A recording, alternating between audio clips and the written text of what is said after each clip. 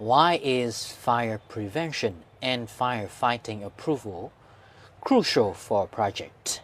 Fire prevention and firefighting approval is essential because without it, the system will not be accepted, and the project cannot be approved for completion by the authorities before being put into use. What challenges arise if the legal documents are incomplete? The rescue department and the police will not approve the project's fire protection, and the investor will be responsible for updating the legal dossier to comply with the fire protection laws. How can the rescue and police department assist with approval? The rescue and police department can provide guidance and offer comments on the design dossier submitted by the owner. After the owner makes the necessary adjustments and complies the complete dossier per Clause 2, Article 13 of Decree 136/2020 NDCP, they can submit it to the department for final fire protection approval. What is the project scale requirement for preparing a fire prevention and firefighting dossier? According to Appendix 5, issued with Decree number 136/2020 NDCP, buildings such as apartment complexes, collective housing, dormitories, and mixed-use residential buildings with 7 or more floors or a total volume of 5,000 cubic meters or more must obtain fire prevention and firefighting approval and undergo inspection. According to the law, what documents are required for fire prevention and fighting approval? Per Clause 2, Article 13 of Decree number 136/2020 NDCP, the required documents include a written request from the investor, Form PC-06, or an authorization document, if applicable, an approval of construction investment policy or investment registration certificate, if needed, certification that the consulting unit for FPF design meets eligibility conditions, construction cost estimates, technical design drawings, explanations, and construction drawings with FPF requirements, a design assessment document from the construction authority if required. What documents are needed for fire prevention and fighting system acceptance? According to the Article 15 of Decree number 136/2020 NDCP, documents required for FPF system acceptance include a certificate or approval for FPF design, certification for FPF equipment inspection, test reports, acceptance reports, and as-built drawings of the FPF system, operation and maintenance documentation, a completion acceptance document for FPF components and systems, certification verifying FPF service business eligibility for relevant units, if applicable, an investor report on FPF construction results and a request for inspection. If the investor puts the building into use without FPF design approval and acceptance, will they be penalized? Yes, under Article 313 of the Criminal Code. If a building is put into use without FPF approval, the investor may face criminal liability and a potential prison sentence of up to 1 year. In your opinion, why is the fire protection system important for the project? The FPF system is essential for the following reasons. Safety for people. The FPF system protects people's lives by reducing fire risks. Property protection. It minimizes potential fire damage. Legal compliance. Buildings must comply with fire protection laws or investors may face penalties. Insurance requirements. FPF systems are often mandatory for insurance coverage. Protect reputation. Buildings with FPF systems enhance reputation and safety image. What does the MEP system include for fire protection? The MEP fire protection system includes fire alarm system, smoke detectors, alarms, and control panels, fire suppression system, fire extinguishers, sprinkler systems, hose and pumps, smoke extraction and ventilation system. This reduces smoke levels and supports evacuation. Fire water supply system ensures continuous water supply for firefighting. Emergency lighting and exit signage guides people to exit during emergencies. In addition to the MEP system, does construction impact the fire protection system? Yes, construction significantly impacts the FPF system through the following factors. Construction materials. Fire-resistant materials limit fire spread. Space and exit design.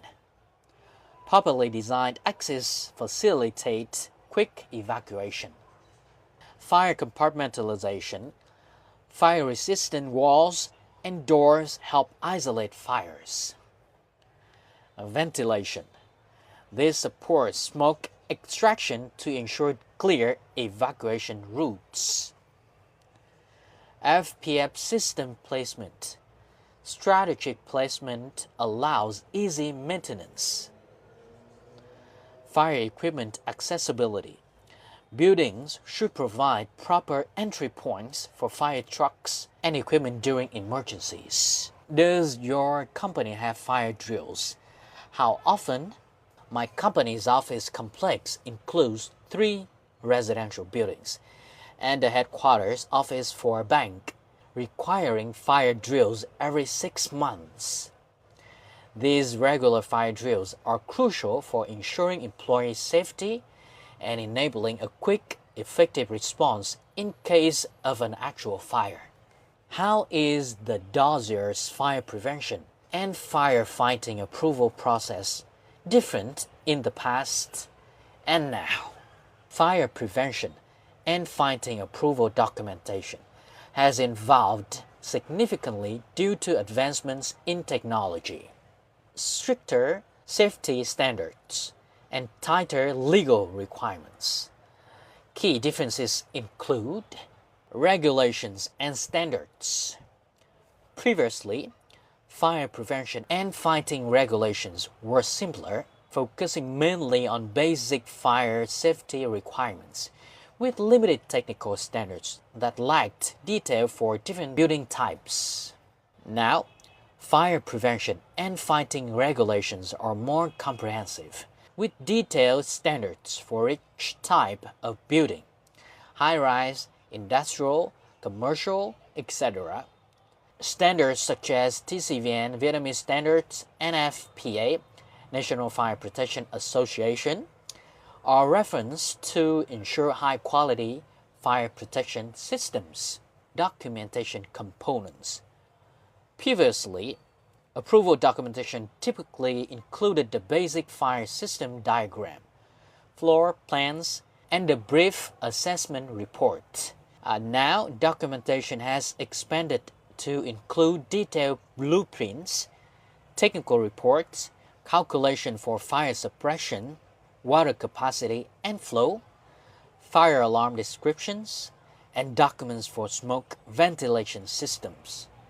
It also includes evacuation design and emergency handling guidelines. Technology in approval process. Previously, approval was mainly manual, with minimal IT support, resulting in longer processing times and reliance on administrative procedures. Technology supports online approvals, reducing processing time and paperwork. Some agencies have implemented electronic portals allowing online submission and tracking of fire prevention and fighting applications, inspection and acceptance requirements. Previously, fire prevention and fighting acceptance did not require detailed checks, and post-completion inspections were not prioritized. Now, stringent acceptance requirements include testing fire alarms, firefighting, and evacuation systems.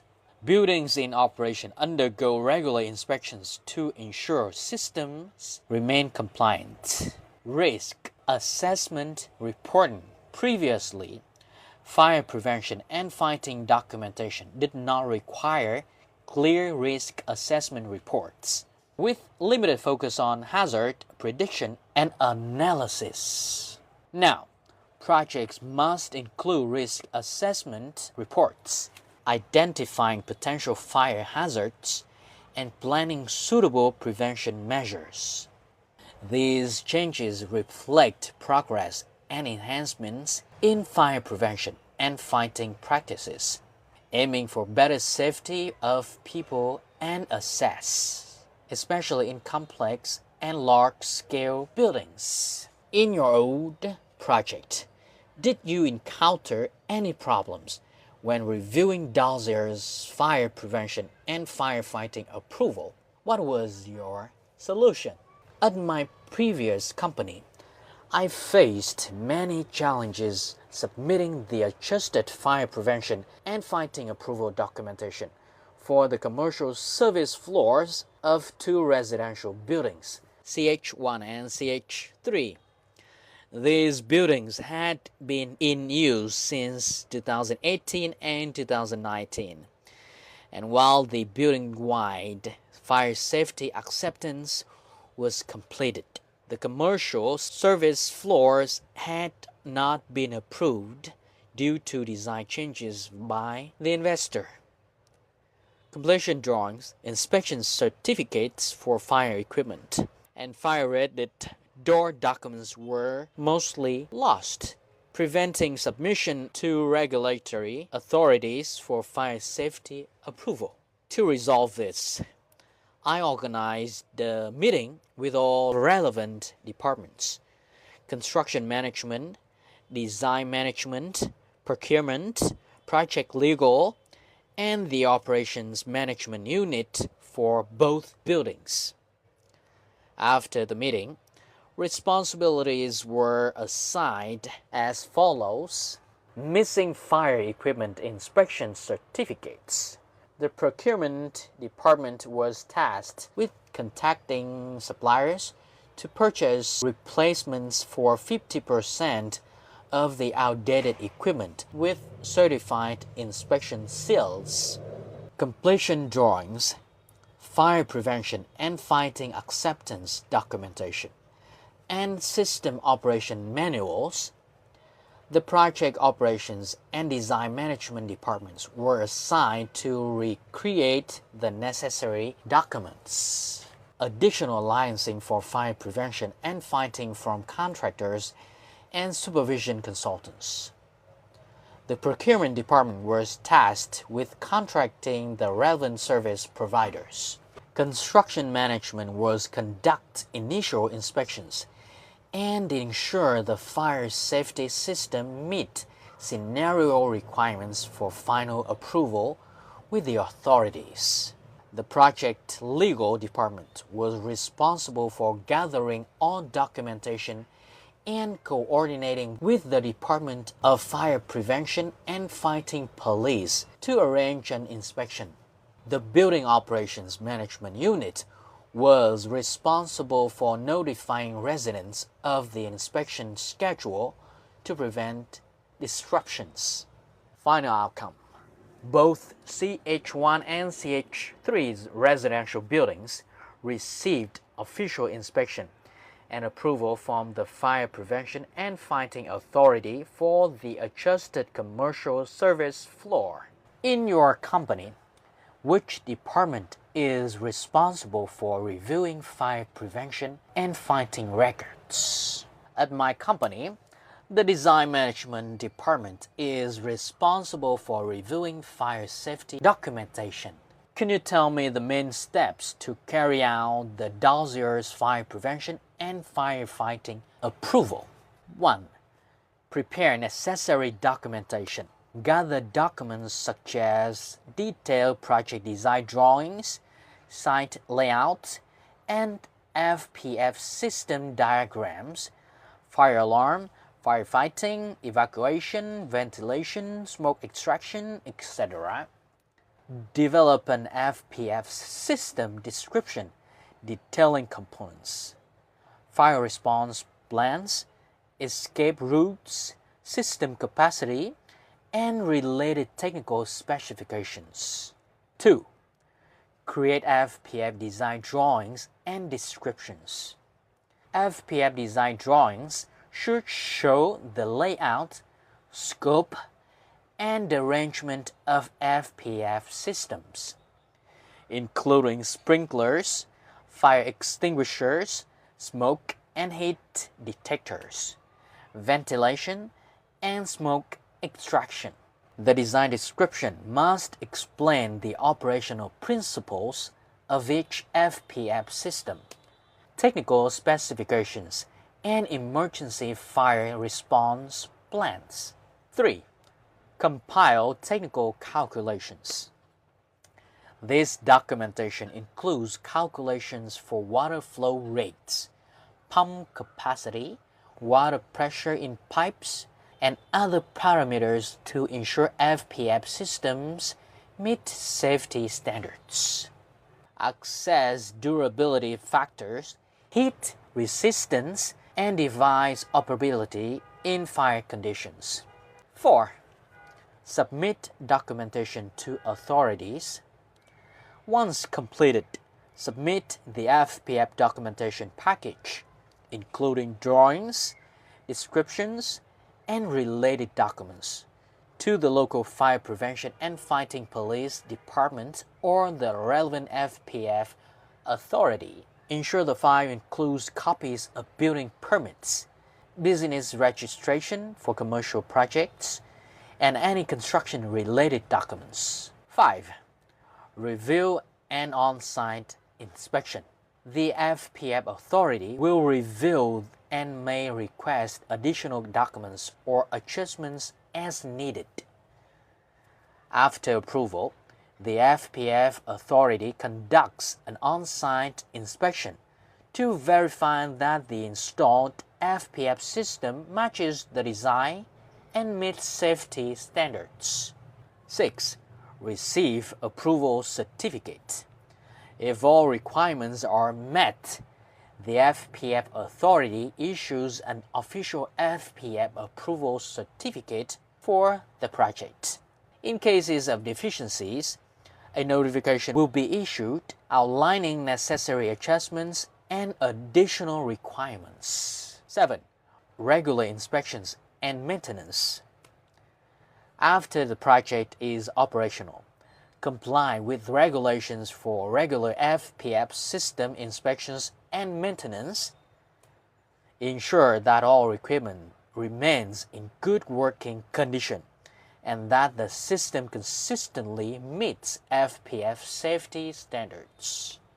These steps ensure the FPF system in the project meets safety standards, is recognized by authorities, and is authorized for operation, thus protecting the safety of occupants and property.